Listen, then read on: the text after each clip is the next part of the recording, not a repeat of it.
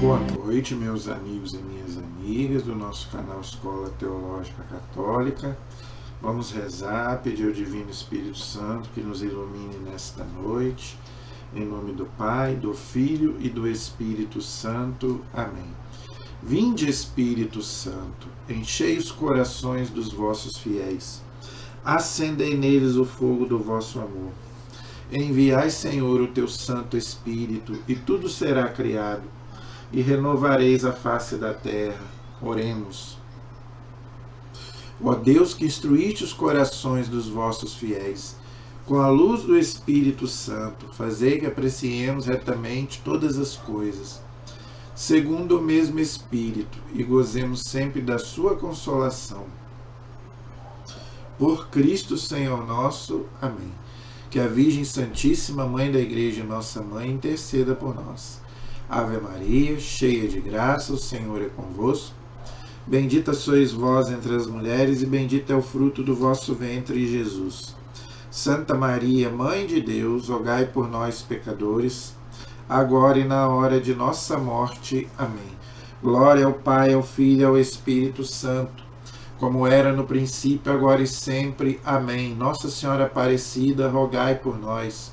São José, rogai por nós. Santo anjo do Senhor, meu zeloso e guardador, se a ti me confiou a piedade divina, sempre me rege, me guarde, me governe e me ilumine. Amém. São Miguel Arcanjo, defendei-nos no combate. Em nome do Pai, do Filho e do Espírito Santo. Amém. Muito boa noite, espero que todos estejam bem, na paz de nosso Senhor Jesus Cristo. Vamos gravar o nosso vídeo de hoje, mas antes eu peço a vocês, se inscrevam, gente, no nosso canal, compartilhe os nossos vídeos, mande, para os grupos, ajude a divulgar, por favor, tá? Deixe o seu comentário, o seu like, você que gosta dos meus vídeos, passe para frente, passe para outras pessoas aí na igreja. Eu encontro muita gente que me fala, ó, eu assisto seus vídeos, gosto, mas só isso não basta, preciso que divulgue, o canal para outras pessoas, da família, que são católicas, da igreja, dos grupos, você que tem vários grupos na internet, eu preciso que mais pessoas, mais divulgação, tá? Não basta só assistir, tá? Eu preciso que vocês me ajudem a divulgar o canal para outras pessoas, para outras mídias, tá? Eu tenho aí o meu Face, eu tenho aí o meu... agora eu estou com as minhas redes sociais só para isso, só para evangelizar. Eu não tenho nada meu pessoal, você não vai ver nada meu pessoal lá. Tá? Então o meu Face, o meu Instagram, Telegram, tudo agora é para evangelização. É divulgando o canal, meus vídeos, não é? Então, por favor, me ajude aí a divulgar todo esse trabalho de evangelização que eu estou fazendo, não é? Estudo bíblico que nós estamos fazendo, não é? Então, gente, me ajude a divulgar. Vamos estudar a palavra, vamos estudar o Antigo Testamento, tá? Eu vejo tanta gente aí falando que quer estudar a Bíblia, quer aprender a Bíblia, nunca li, e a igreja pede que a gente faça um curso bíblico, então eu estou oferecendo de Antigo Testamento, gente, coisa que não é fácil. Eu não sei como que eu aceitei esse desafio, porque não é fácil.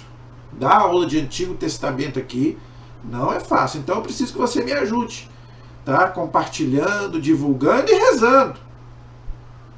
Primeira coisa, reze muito por mim, porque eu sou muito tentado, Olha, depois que eu comecei esse canal, meu Jesus do céu, então é uma batalha espiritual. Por quê? Porque eu estou fazendo esse trabalho para Deus, eu não estou ganhando nada, não cobro R$1, só cobro a inscrição. Por isso que eu cobro aqui todos os vídeos, as inscrições, porque eu não cobro R$1. Então, estou evangelizando, estou ensinando a palavra, estou ensinando a doutrina católica. Você acha que o inimigo está gostando disso?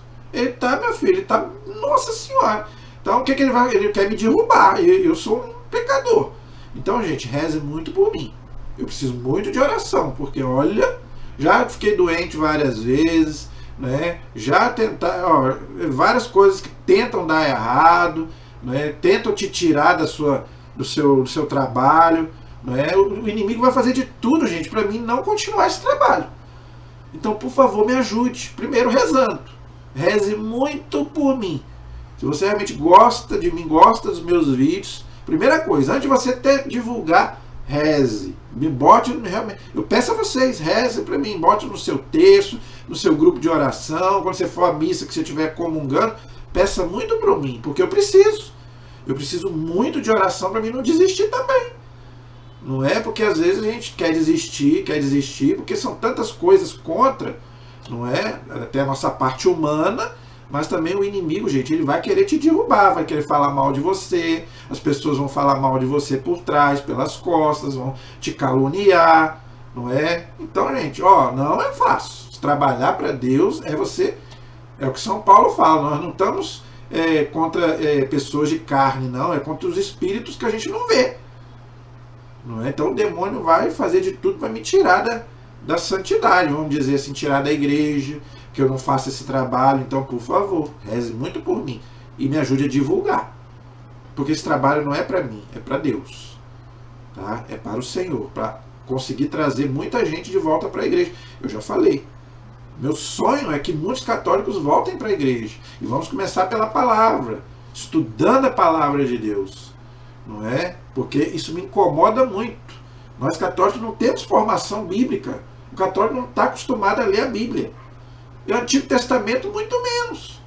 Então eu estou dando um curso aí de Antigo Testamento. Então, vamos estudar. Mas não é fácil. Tá? Então, reze e me ajude, compartilhando. Nós estamos estudando o livro dos Reis. Tá? Na aula passada, nós estudamos o capítulo 5 e um pouco do capítulo 6 do segundo livro dos Reis. Tá? Hoje nós vamos dar sequência no capítulo 6, tá? Que vai continuar falando dos atos do profeta Eliseu, que era sucessor do profeta Elias. O profeta Elias morreu, não é? Nós vimos lá nas aulas passadas, tá? Mas ele deixou um sucessor, o profeta Eliseu, que era discípulo de Elias, um homem de Deus, um profeta. O profeta é aquele que Deus fala com ele para poder ele agir no meio do povo, e ele é muito perseguido, ele faz muitos milagres. Eliseu, a gente viu aí quantos milagres Deus fazendo através de Eliseu, não é? Então, ele vai enfrentar muitos inimigos, como o profeta Elias lá. Nós vimos, quando a gente estudou sobre o profeta Elias, ele venceu aqueles soldados, aqueles seguidores lá do deus Baal, e agora Eliseu também vai enfrentar muitas guerras. Os pagãos vão querer guerrear contra ele, mas ele vai vencer. Por quê? Porque Deus está com ele. Como esteve com Elias, vai estar com Eliseu.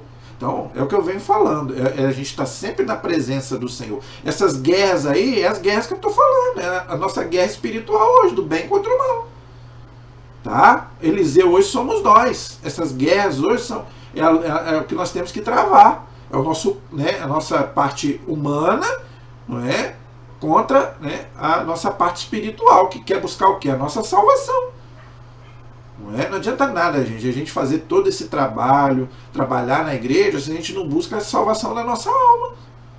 Porque hoje as pessoas não estão nem aí para isso. Não é? O que vale hoje? O que vale hoje é cuidar do corpo, não é? Eu tenho que estar bem. Tá? Mas e a sua alma? Eu tenho que salvar a minha alma. Eu só tenho uma alma para salvar. E uma vida para viver. Eu já venho falando, eu não vou voltar, a gente não vai voltar aqui em outras vidas. Nós estamos sendo enganados com esse negócio aí.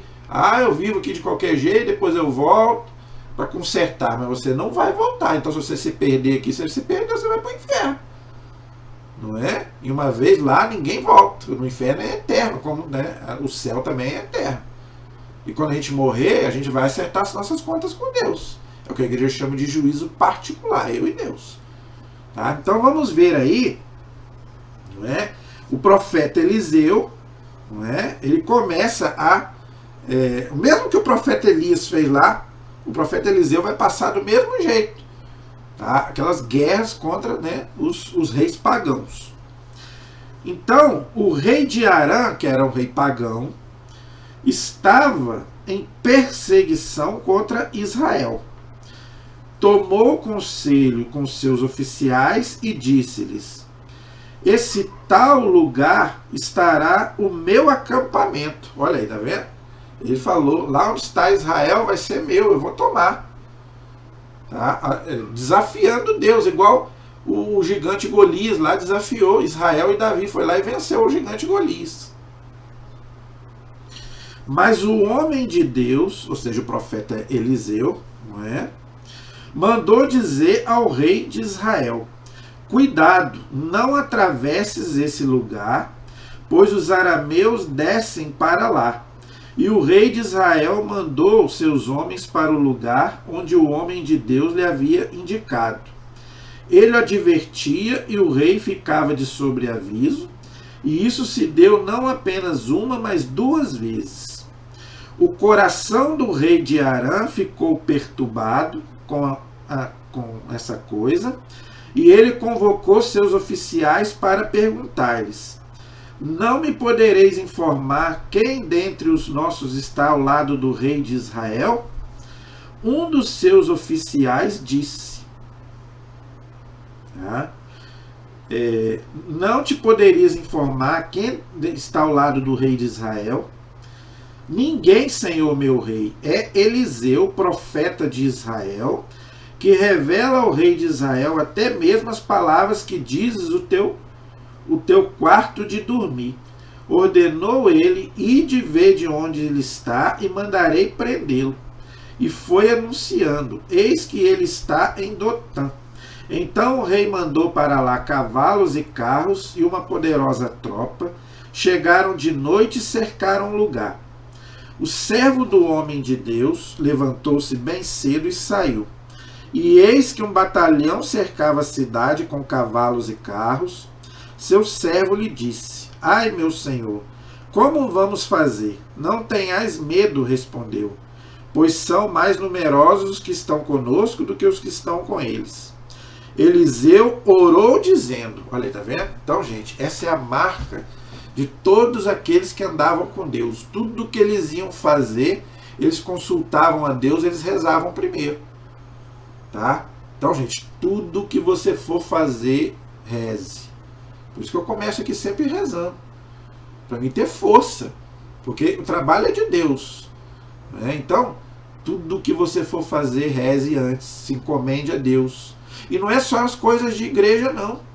Quando você for trabalhar, quando você sair de casa, né? Isso aí, gente, isso não são coisas vazias, não, né? Tudo que você for fazer, agradeça a Deus, se encomende a Deus. Tudo que eu vou fazer na minha vida, eu me encomendo a Deus. Eu não saio de casa sem rezar. Peço a bênção, né? Minha mãe me dá a bênção, eu vou lá, né? Peço a Deus para que me abençoe. Se eu vou viajar, eu peço. Se eu vou dar aula, eu peço. Tudo que eu vou fazer, eu me encomendo a Deus. E eu posso dar esse testemunho aqui. Nunca me aconteceu nada de mal. Graças a Deus. Nunca, gente, nunca fui assaltado, nunca sofri nenhum acidente. Graças a Deus, sempre me senti protegido por Deus. Sempre viajei, nunca tive medo, né? Andei no Rio de Janeiro, que fala que é lugar perigoso, nunca fui assaltado, mas porque eu estou sempre ali, em união com Deus, em comunhão com Deus, não é? Então, mas se a gente sai de casa, não reza, não pede a Deus, não, claro, vai acontecer as coisas com você, meu amigo, não é? Então, se encomende a Deus. Então, tudo que Eliseu ia fazer, ele primeiro consultava o Senhor, não é?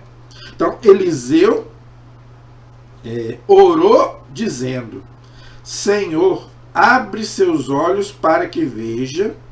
O Senhor abriu os olhos do servo e ele viu a montanha coberta de cavalos e carros de fogo em torno de Eliseu. O fogo, gente, além de ser símbolo do Espírito Santo, é chamada teofania, manifestação de Deus. O fogo, a nuvem, é Deus se manifestando. Tá? O fogo tem uma simbologia muito forte na Bíblia, ok? E quando os arameus desciam contra ele, Eliseu orou assim ao Senhor: digna-te ferir essa gente de Bélida, e ele os feriu conforme a palavra de Eliseu. Então Eliseu lhes disse: não é este o caminho, nem é esta cidade? Segui-me, que vos conduzirei ao homem que procurais. Mas ele os conduziu a Samaria. Ao entrarem na Samaria, Eliseu disse: o Senhor abre os olhos dessa gente para que veja. O Senhor abriu seus olhos e eles viram. Estavam no centro da Samaria. Samaria, gente, como eu já venho falando, é a capital do Reino do Norte, tá? E Jerusalém, a capital do Reino do Sul.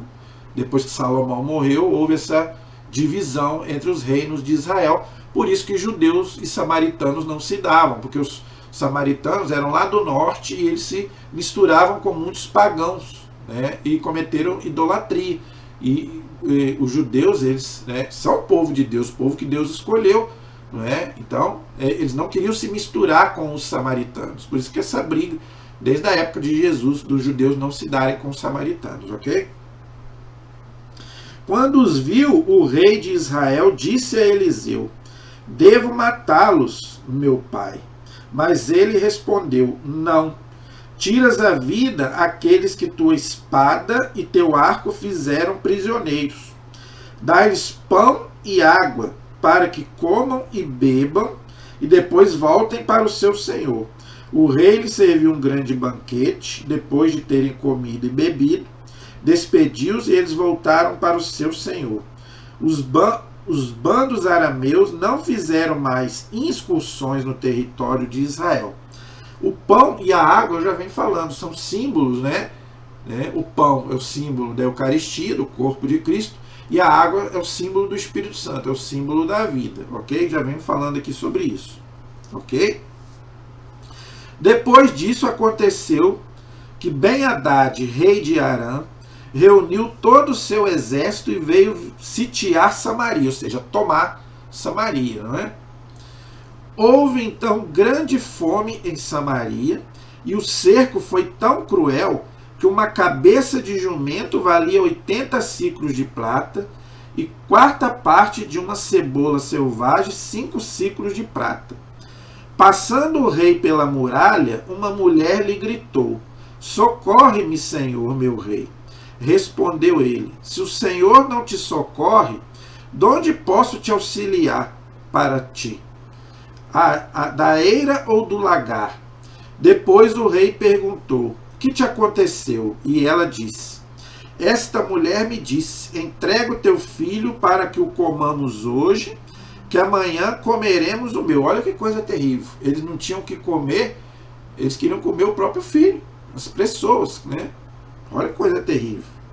Quem passou fome aí sabe o que é isso. Cozinhamos, pois, o meu filho e o comamos. No dia seguinte eu lhe disse: entrega o teu filho para o comermos, mas ela ocultou o teu filho. Claro, qual mãe que vai querer, né, sacrificar o próprio filho? Nenhuma, né? Mas os pagãos faziam isso. Os pagãos, eles sacrificavam os próprios. Vários povos pagãos, não só do Antigo Testamento, mas do Novo Testamento também, faziam sacrifícios humanos e eram canibais. Não é só os índios, os astecas, né, os índios aqui que habitavam o Brasil. Quando São José de Anchieta chegou aqui, eu fiz um vídeo sobre ele no canal, não é? Quando o padre José de Anchieta chegou aqui, os índios eram canibais, comeram um bispo, que eu esqueci agora o nome dele, esqueci mesmo, tá? Mas um bispo veio para cá primeiro do que o padre José de Anchieta.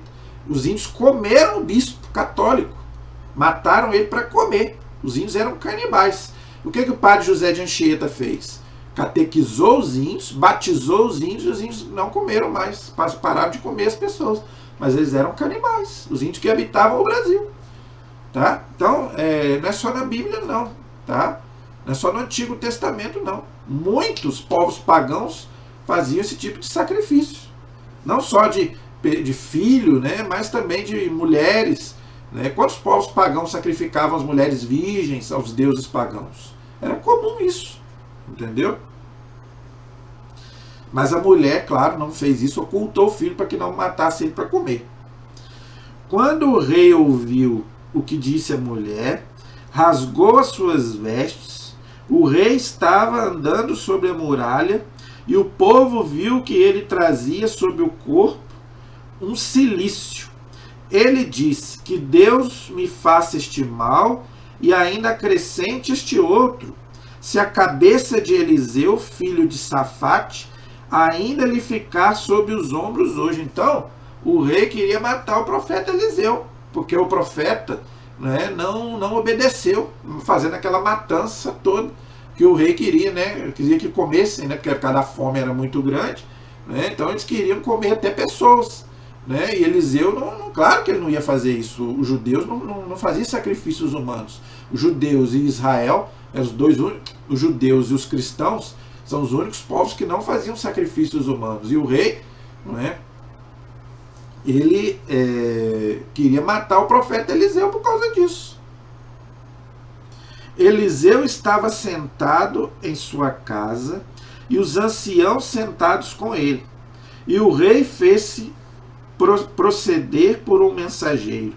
Mas antes que este chegasse até ele, Eliseu disse aos anciãos: vistes como este filho de assassino mandou cortar a minha cabeça? Atenção! Quando chegar o mensageiro, fechai a porta e empurrai-o com ela. Acaso não segue o barulho dos passos do seu senhor? E ainda estava falando, quando o mensageiro desceu até ele e lhe disse: todo este mal vem do Senhor. Que devo ainda esperar do Senhor? Eliseu respondeu: escutai a palavra do Senhor. Assim fala o Deus de Israel: amanhã a esta hora, uma medida de flor de farinha custará 1 siclo e 2 medidas de cevada, 1 siclo na porta da Samaria. O escudeiro em cujo braço o rei se apoiava respondeu ao homem de Deus: ainda que o Senhor fizesse janelas no céu, essa predição se realizaria? Eliseu disse: tu o verás com teus próprios olhos, mas não comerás. Por quê? Porque ele não acreditou na palavra de Eliseu. Eliseu falou para ele: isso vai acontecer, mas você não vai comer. Por quê? Porque você não acreditou nas minhas palavras. Não é? E Eliseu falava ali em nome de Deus. Agora, algumas coisinhas aqui. Disse aqui no versículo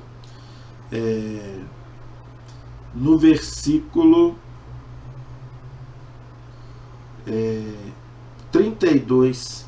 Todo este mal vem de Javé. Que devo ainda esperar do Senhor? Claro, gente, que isso é um absurdo. Achar que o mal vem de Deus. Eu já venho falando isso aqui há muito tempo. Inclusive fiz um vídeo aí sobre isso. O mistério do mal. Sempre que acontece alguma coisa de ruim, nós passamos aí pela pandemia, essa catástrofe que hoje aí, que houve no Rio Grande do Sul, muita gente culpando Deus. Gente, Deus não manda o mal. No Antigo Testamento, alguns judeus, e o povo acreditava que tudo vinha de Deus, o bem e o mal. Tá? Mas o Novo Testamento diz bem claro, Jesus diz bem claro, só Deus é bom. Quando Jesus fala que só Deus é bom, por quê? Porque Deus é o absoluto. Tá? Deus jamais, o mal não pode vir de Deus. Ok? Então, gente, pelo amor de Deus, isso que eu estou falando. Olha como que é difícil interpretar o Antigo Testamento. Agora imagine uma pessoa que nunca leu o Antigo Testamento, pega isso aqui e acha que Deus faz o mal. Porque olha o que diz aqui. Todo este mal vem do Senhor. Tá vendo? Então, não podemos interpretar o Antigo Testamento ao pé da letra. Tá? Cuidado. Cuidado na hora de ler o Antigo Testamento. É perigoso. Por isso que eu estou falando, pode ler a Bíblia, mas cuidado na hora de interpretar. Tá? Deus, gente, jamais pode fazer o mal para alguém. O mal não vem de Deus. Ok? O mal vem do pecado do homem. Tá? Não é só o meu pecado. O pecado da humanidade inteira gera o mal. Para mim e para a humanidade. Para todos. Não é?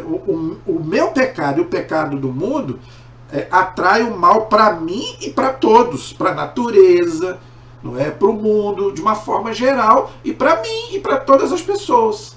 Então não é Deus quem manda o mal, tá? É o meu pecado e o pecado de todos geram o mal físico, o mal moral, o mal espiritual, Tanto que São Paulo diz, o salário do pecado é a morte.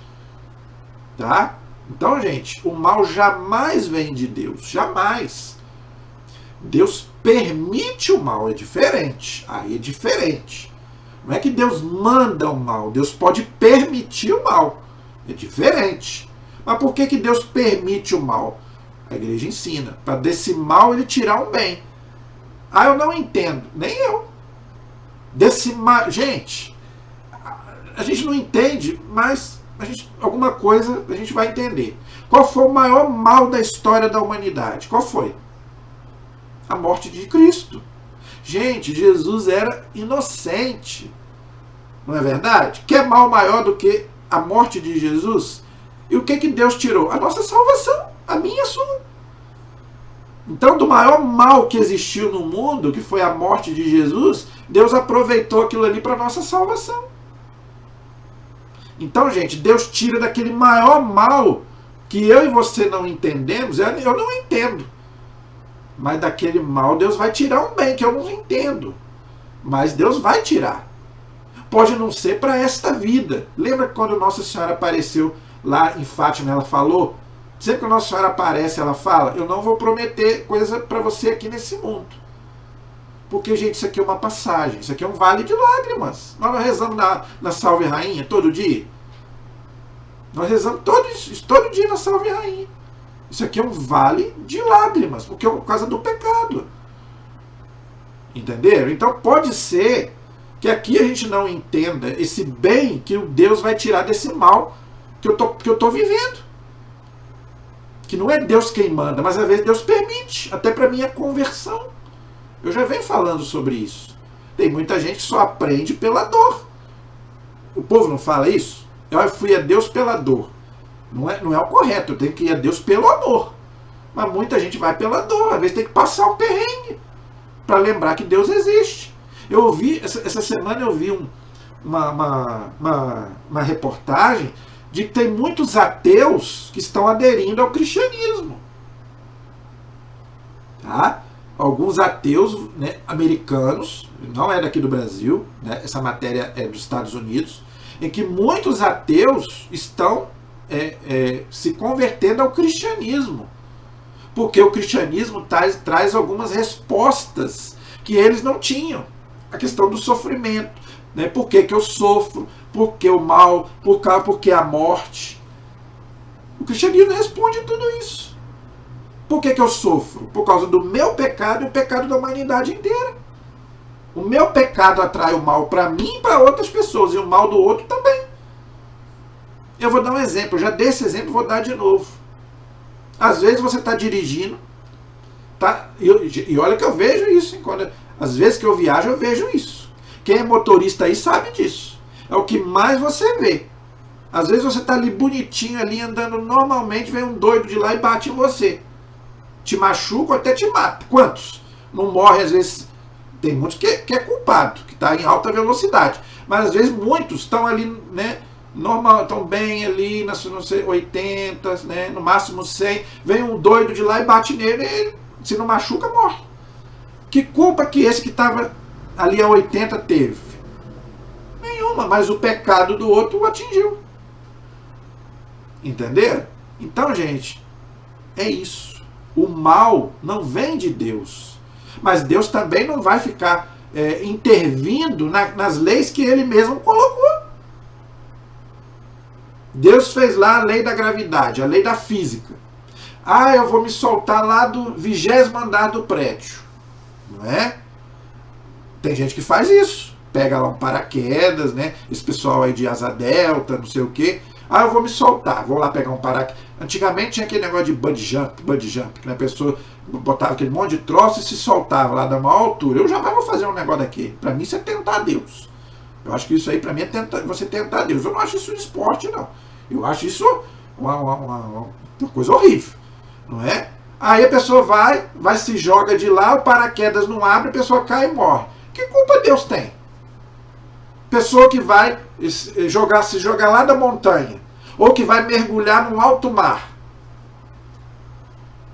Gente, quando eu vou na praia, eu fico ali na beiradinha, eu já fico com medo. Imagina aqueles que ficam mergulhando lá no alto mar. Aí depois acontece um acidente e morre lá, Deus é culpado. Quanta gente que sai, às vezes, com tempestade no barco e vai lá e não volta. A culpa é de Deus? Ou então vai para essas neves, ou esquiar, não sei o que, na neve, aí vai nesses lugares altos, pico não sei do que, do Everest, e não sei do que, não sei do que, e fica por lá mesmo. Aí Deus é culpado. Onde está Deus? Ué, onde está Deus? Deus mandou ele lá fazer isso? Foi Deus quem mandou? Eu vou pular da ponte, Rio-Niterói. Vou fazer um esporte e vou pular da ponte. Você cair lá na Baía de Guanabara e morrer. Aí Deus é culpado.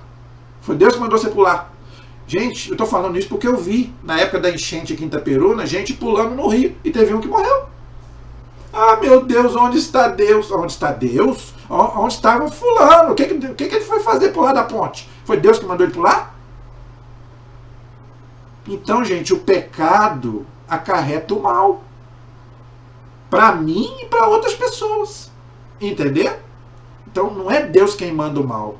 Mas Deus não vai ficar intervindo, não. Se o avião cair, ele vai cair. Se o piloto não colocar lá igual o avião da Chapecoense, foi uma tragédia. Mas o piloto não abasteceu. Era para ele ter abastecido, não abasteceu. Não é verdade? Então, se o avião cair, então Deus é culpado? Claro que não, gente. Deus não vai segurar o avião.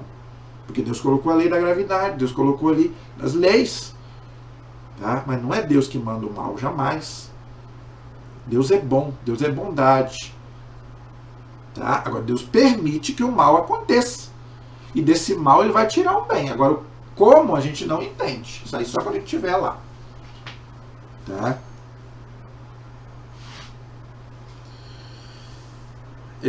Continuando aí. À porta da cidade estavam 4 leprosos. Lembrando, gente, que a lepra naquela época não tinha cura. Tá? A pessoa tinha que ficar separada. Os quais disseram entre si: por que ficamos aqui à espera da morte? Naquela época a lepra não tinha cura, ok? Se resolvermos entrar na cidade, morreremos lá, porque a fome reina lá dentro. Se ficarmos aqui, morreremos na mesma. Vamos, pois, e passemos para o acampamento dos arameus. Se nos deixarem viver, viveremos. Se nos matarem, morreremos. Ao anoitecer, levantaram-se para ir em direção ao acampamento dos arameus. Ao chegarem ao limite do acampamento, notaram que lá não havia ninguém. E que o Senhor fizera ouvir no acampamento dos arameus um ruído de carros e de cavalos, o ruído de um grande exército, de modo que eles disseram entre si: o rei de Israel deve ter pago com soldo contra nós os reis dos heteus e os reis do Egito, para que marchem contra nós. Levantaram-se e fugiram ao anoitecer, abandonando as suas tendas, cavalos e jumentos. Numa palavra, o acampamento tal como estava, e fugiram para salvar a vida.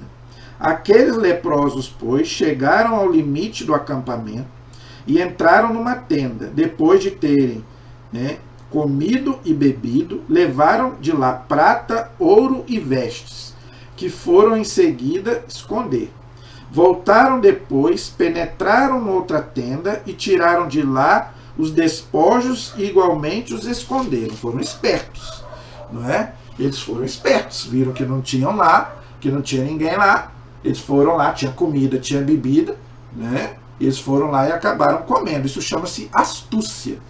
Né? Não é à toa que Jesus fala que aqueles que não são de Deus são mais astutos do que as pessoas de Deus. E isso é verdade. Por incrível que pareça, o mal, gente, ele é mais astuto do que a gente. A gente devia ser, assim, claro, não estou falando de maldade, né? Ninguém deve ter maldade no coração. Mas a gente devia pelo menos ter, vamos dizer assim, um pouco de audácia, não é? Que tem os maus. Aliás, isso é uma frase que eu esqueci agora, né? A audácia dos maus é por causa da covardia dos bons. Como os bons ficam quietos, os maus fazem a festa. Não é verdade assim? Por exemplo, o governo faz lá uma lei contrária à nossa fé. A gente fica quieto, não fala nada. Aí, claro, vai aprovar, como já aprovou a lei do aborto em vários lugares. Por que a lei do aborto já foi aprovada em vários lugares? Por quê? Porque ninguém falou nada. Aqui no Brasil, os cristãos falam, graças a Deus. Né? Se juntam lá os católicos e os protestantes vão lá falar. Contrário, somos contra o aborto. Graças a Deus no Brasil ainda não foi aprovado. Gente, vamos continuar. Por quê? Porque se a gente ficar quieto, daqui uns dias estão aprovando o aborto. Que já foi aprovado em vários países. Então, é o que eu estou falando. Então, a gente tem que ter esperteza para fazer o bem, não para fazer o mal, não para pecar, para defender as coisas de Deus, para defender a fé. Porque os maus, gente, eles são espertos, mas o bem não. Então, assim como o mal é esperto para fazer o mal, a gente tem que ser esperto para fazer o bem. Entendeu? É nesse sentido. Disseram então entre si: não está certo o que estamos fazendo. Hoje é um dia de boas novas e nós estamos calados. Se esperamos até raiar o dia de amanhã, um castigo nos sobreviverá. Vamos, pois, levemos a notícia ao palácio do rei. Foram, chamaram os guardas da porta da cidade e lhe disseram: fomos ao acampamento dos arameus, lá não há ninguém, e não se ouve a voz de ninguém. Há somente cavalos e jumentos armados e as tendas intactas. Os guardas da porta gritaram e transmitiram a notícia para o interior do palácio do rei. De noite o rei levantou-se e disse aos seus oficiais: vou explicar-vos o que os arameus nos fizeram. Sabendo que estamos sofrendo fome, retiraram-se do acampamento para se esconderem no campo, pensando consigo: eles sairão da cidade, nós o apanharemos vivos e entraremos na cidade. Um dos seus oficiais respondeu: tomem-se 5 dos cavalos sobreviventes que ainda estão aqui. Acontecerá a eles como ao conjunto de Israel que permanece na cidade, como ao conjunto de Israel que pereceu. Nós os mandaremos lá e veremos. Tomaram 2 carros com os cavalos e o rei, e os enviou atrás do exército dos arameus, dizendo: ide e vede. Eles os seguiram até o Jordão. O Jordão é onde Jesus foi batizado, é o rio onde Jesus foi batizado. A estrada estava cheia de vestes e outros objetos que os arameus tinham abandonado em seu pânico. Os mensageiros voltaram e informaram ao rei. Então o povo saiu e saqueou o acampamento dos arameus. Uma medida de flor de farinha passou a custar um ciclo de 2 medidas de cevada, um ciclo conforme a palavra do Senhor. A palavra que o profeta Eliseu tinha falado lá, que o servo do rei não acreditou, e ele falou: então você não vai comer, já que você não está acreditando. Olha como é que a palavra de Deus se cumpre. Deus é fiel, tá? É o que eu venho falando, tá? Toda a palavra de Deus se cumpre, mas não é no meu tempo, na hora que eu quero, tá? Se Deus tem alguma coisa para mim, para minha vida, tá? Aquilo vai se cumprir, mas não é a hora que eu quero, é a hora que Deus quer. Por isso que muita gente às vezes abandona Deus, às vezes pede alguma coisa e não recebe na hora. Gente, Santa Mônica rezou 40 anos para a conversão de Santo Agostinho. 40 anos. Tá? Então, gente, Deus às vezes vai te dar. Às vezes vai te dar até depois da morte. Como eu já contei aqui a história daquela mulher que morreu sem ver o marido convertido. Elisabeth Lise, francesa. Já contei, mas vou contar de novo porque vale a pena. É linda essa história. Elisabeth Lise está em processo de beatificação. Francesa. Ela tinha um marido totalmente ateu. E ela rezando para a conversão do marido, o marido não se convertia, ela morreu e o marido não se converteu. Aí você vai dizer: nossa, o que adiantou essa mulher rezar a vida toda? O que adiantou? Quando ela morreu, ela deixou um diário escrito. Ela escrevia um diário, todo dia ela escrevia. O marido achou esse diário, pegando as coisas da mulher, né? Quando morre, né? A gente pega as coisas da pessoa que morreu. O marido foi, pegou aquele diário e começou a ler. Quando ele começou a ler aquele diário, ele se converteu. A ponto de ser padre. Ele era viúvo, eles não tinham filhos. Ele foi ser padre. A conversão dele foi tão forte que ele foi ser padre, monge. Tá? Então, o que ela não conseguiu em vida, lá do céu, Porque tem gente que acha, né, que lá do céu a pessoa não reza mais, né? Aqui ela rezou pelo marido, não conseguiu, mas lá diante de Deus ela conseguiu, não é? Lá do céu ela conseguiu a conversão do marido. Então, reze, peça, até depois de você morrer. Lá se você for para o céu, lá você pede mais ainda, para a conversão das pessoas que você ama. Tá? Então, gente, não desanime. Não desanime. Ok? Então, as coisas de Deus se cumprem. O rei tinha posto como sentinela o rei tinha posto como sentinela na porta o escudeiro em cujo braço ele se apoiava. O povo o pisoteou lá na porta e ele morreu, conforme disse o homem de Deus. Isso ele havia dito quando o rei dissera, né, mandou ele até o rei, né? Aquilo que nós já conversamos. Aconteceu que o homem de Deus tinha dito ao rei: amanhã a esta hora 2 medidas de cevada custarão 1 siclo e 1 medida de flor de farinha custará 1 siclo na porta da Samaria. A cevada, gente, é que fabrica cerveja. Tá? Isso é mais uma prova de que não é pecado, tá? Tomar um copo de cerveja, um copo de vinho, porque a cerveja é feita da cevada, não é? Então, a Bíblia não é contra você tomar um copo de cerveja, você tomar uma taça de vinho. Eu falo isso com muita propriedade porque eu não bebo. Eu não bebo nada, eu não gosto. Mas eu não posso chegar aqui e falar que é pecado tomar uma taça de vinho e um copo de cerveja. É mentira. Tá? E nem a igreja diz isso. Pecado é se embriagar. Tá? Então tem muita gente hipócrita aí. Né? Jesus bebia vinho. Tá? Lá nas bodas de Caná, Jesus bebia vinho. Né? Os apóstolos bebiam vinho. São Paulo fala, tome um pouco de vinho. Tá? Então, gente, não é pecado nenhum tomar uma taça de vinho e um copo de cerveja. Não é pecado. É pecado se embriagar. Aí é pecado. Tá? A embriaguez é pecado, com certeza. Agora, um copo de vinho e uma taça de cerveja não é pecado nenhum. O padre bebe vinho toda a missa, uma taça de vinho. Entendeu? Então, não tem. E o vinho ali tem álcool. Tem gente que acha que o vinho da missa não tem álcool. Tem álcool, sim, senhor. Não é pecado nenhum. O Papa Bento XVI, gente, tem uma foto dele lá, né, num bar lá na Alemanha, com uma taça de chopp na mão. Papa Bento XVI. Você já viu o Papa Bento? Nunca vi. Entendeu? Então, não tem pecado nenhum. Ok? Não tem problema nenhum. Claro, se você é viciado, né? Se tem uma pessoa na família que é viciada, não deve beber nada. Eu já falei, eu não bebo, não gosto de bebida. Mas eu não posso aqui chegar e falar que é pecado tomar uma taça de vinho e um copo de cerveja. Não posso falar isso. Tá? Não estou autorizado em dizer isso. O escudeiro respondeu ao homem de Deus, o profeta Eliseu: